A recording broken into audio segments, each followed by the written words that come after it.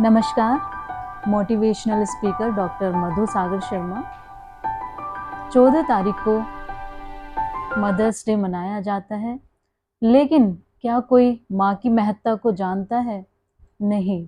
एक माँ जो बच्चे को जन्म देती है, उसका सृजन करती है और उसका निर्माण भी करती है, लेकिन किन परिस्थितियों में एक माँ अपने बच्चों का पालन पोषण करती है और उनके पालन पोषण करने के साथ साथ उनके भविष्य के लिए भी अपना कितना त्याग करती है, उस त्याग की महत्ता को कोई नहीं जानता और ना ही कोई समझता। एक बच्चे के भविष्य के निर्माण के लिए माँ अपना सब कुछ त्याग कर देती है, ना अपना सुख देखती है, ना अपना दुख देखती है, सिर्फ अपनी जिम्मेदारियां बखूबी निभाती चली जाती है बिना किसी स्वार्थ के। और बस उसे यही खुशी रहती है कि एक दिन उसका बच्चा बड़ा हो करके उसका नाम रोशन करेगा।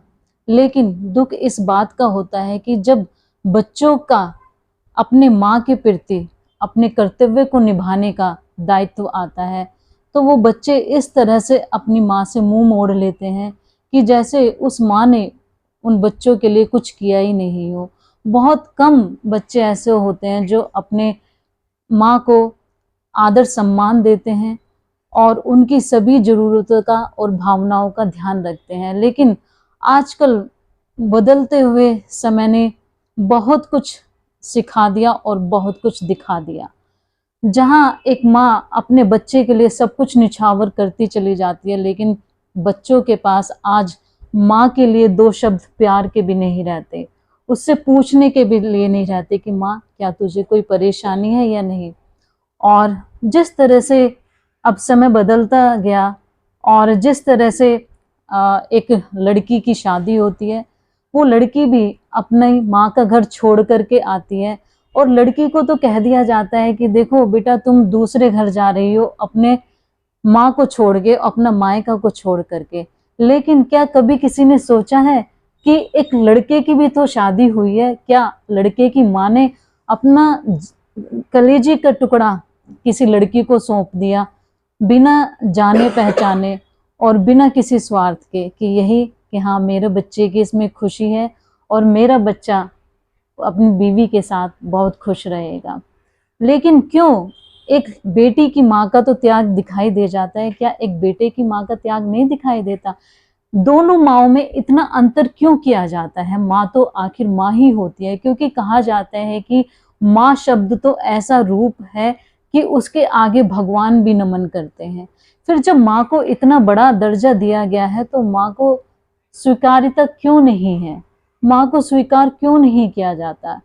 क्यों माँ में इतना भेदभाव किया जाता है कि लड़की की माँ है तो उसे पूरा सम्मान मिलेगा, लड़के की माँ है तो उससे कह दिया जाता है ये तुम्हारी माँ है, तुम देखो इनका जो भी कुछ करना है।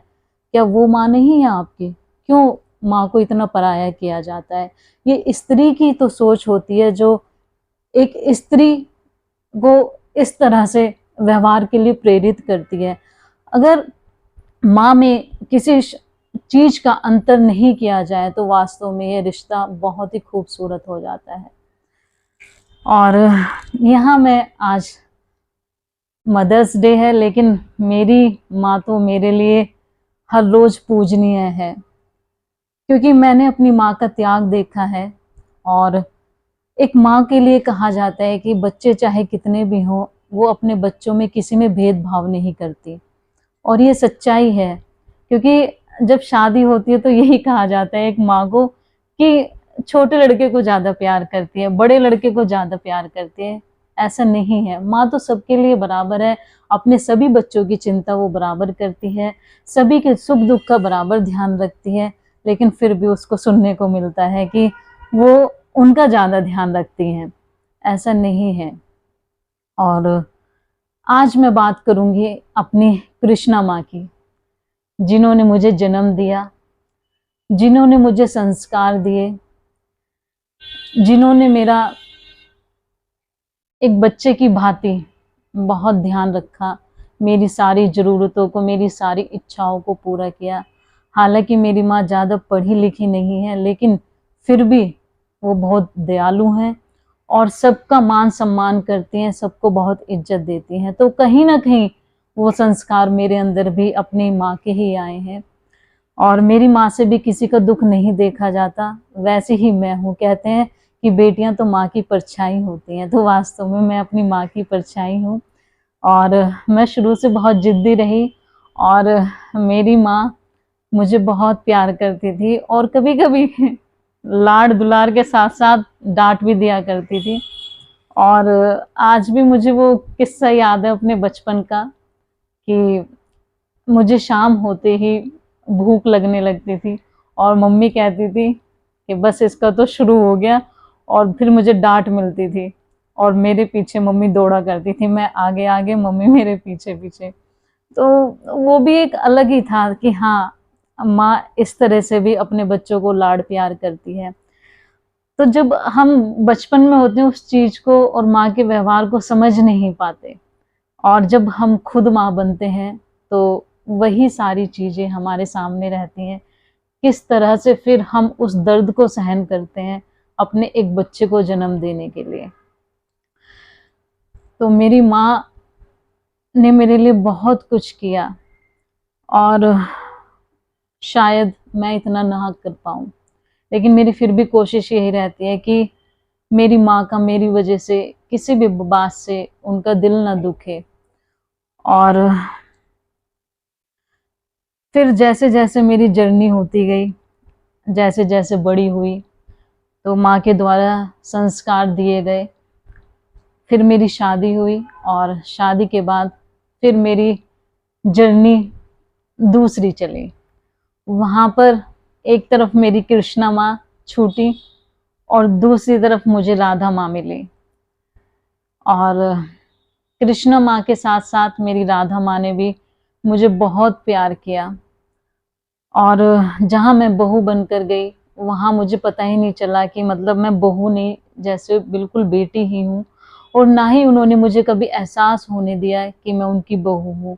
सारे वही अधिकार मेरी राधा माँ ने मुझे दिए, जो एक बेटी को दिए जाते हैं और मेरा एक बच्चे की तरह भी उन्होंने ख़्याल रखा। मैं कॉलेज जाती थी और वो मेरा टिफ़िन तैयार करती थी और सभी मेरी सहेलियाँ बहुत खुश होती थीं कि देखो तुझे तो कितनी अच्छी सास मिली है। मैं उनसे कहती थी मेरी सास नहीं, मैं तो बहुत खुशकिस्मत हूँ कि मुझे 2-2 माँ का प्यार मिल रहा है, एक कृष्णा माँ का और एक राधा माँ का।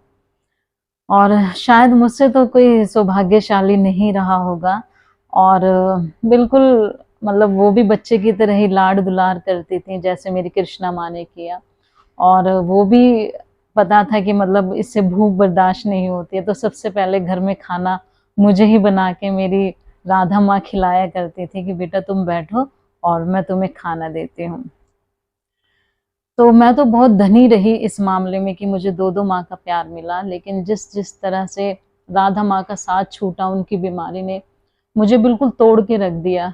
बहुत टाइम लगा सँभलने में, लेकिन मेरे हस्बैंड मेरे साथ थे, जिन्होंने मुझे सँभाला।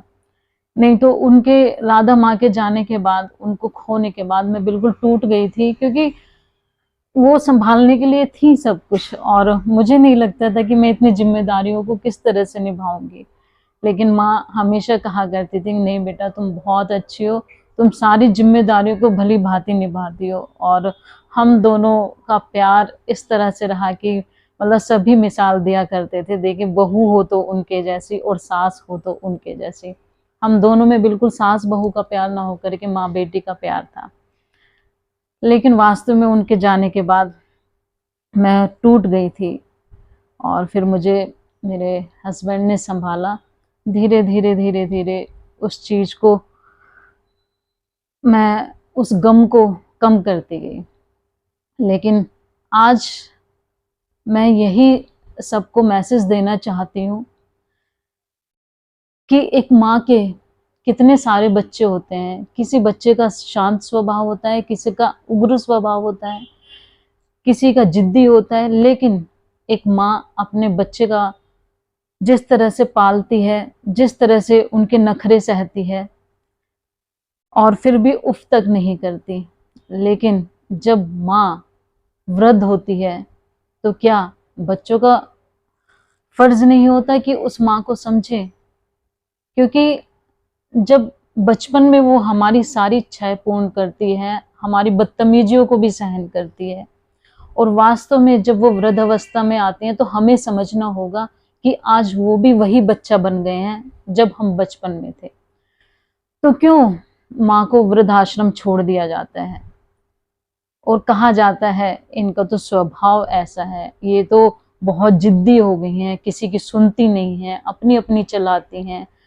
क्यों बदलते हुए परिवेश ने माँ के रिश्ते को स्वीकारना कम कर दिया? क्यों माँ की महत्ता कम होती गई? क्यों माँ को वृद्धाश्रम जाना पड़ा? बहुत दुख होता है। लेकिन जब बचपन में हम अपनी माँ के साथ इतनी बदतमीजी करते हैं, या माँ हमारी जिद पूरी करते हैं, या इतने परेशान करते हैं कि माँ भी तो परेशान हुई होगी ना उस समय में जब हम बचपन में थे। क्या हमारी माँ ने हमें अनाथ आश्रम में छोड़ दिया? नहीं, क्योंकि वो माँ है। माँ के जैसा तो और कोई हो ही नहीं सकता। लेकिन बस मैं आज ये कहना चाहूंगी कि माँ की महत्ता को समझें, माँ को वृद्धाश्रम ना पहुंचाएं, क्योंकि जब उनके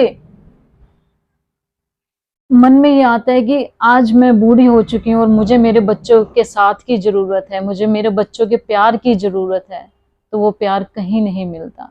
बहुत कम परिवार ऐसे होते हैं जहाँ प्यार मिलता है। बहुत अच्छे वो किस्मत वाले माँ होती हैं जहाँ बच्चों का प्यार उनको नसीब होता है।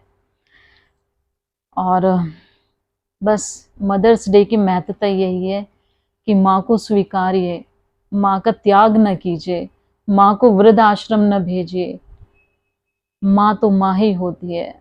बस अगर कहते हैं ना कि माँ के पैरों के नीचे स्वर्ग होता है, वास्तव में जिसके सिर पे माँ का आशीर्वाद होता है।